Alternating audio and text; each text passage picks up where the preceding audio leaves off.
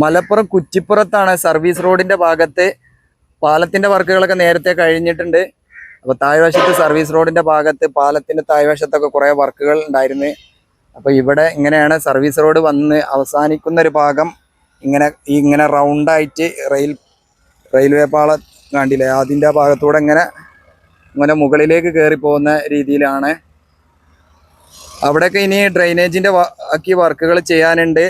ഡ്രെയിനേജിന്റെ work കൂടാതെ പാലത്തിന്റെ ഭാഗങ്ങളിലൊക്കെ ഫിനിഷിങ് വർക്കുകൾ ചെയ്യാനുണ്ട്, പെയിന്റിങ് വർക്കുകൾ, അങ്ങനെയുള്ള വർക്കുകളൊക്കെ ചെയ്യാനുണ്ട്. പഴയ പാലത്തിന്റെ ഭാഗത്ത് കൈവരികൾ എടുത്തു മാറ്റിയിട്ടില്ല, പുതിയ ക്രഷ് ബാരിയറുകൾ വെച്ചിട്ടുണ്ട് ആ മുകളിലൊക്കെ. അങ്ങനെയൊക്കെയാണ് ഇപ്പോൾ ഇവിടെ കാണുന്നത്. കുറച്ച് മുന്നോട്ട് ഈ ഭാഗത്തേക്ക് വരുമ്പോൾ ഇവിടെ ഒരു സർവീസ് റോഡ് പോലെ കുറച്ച് ഭാഗം ഇങ്ങനെ മണ്ണിട്ട് ക്ലിയർ ചെയ്തേക്കണം. ആ വീടിൻ്റെ ഒക്കെ ആ ഭാഗത്തേക്ക് പോകാൻ വേണ്ടിയുള്ളൊരു വഴിയിൽ, അത് റോഡാണോ അതാ വീട്ടിലേക്കുള്ള വഴിയാണോ എന്ന് അറിയില്ല.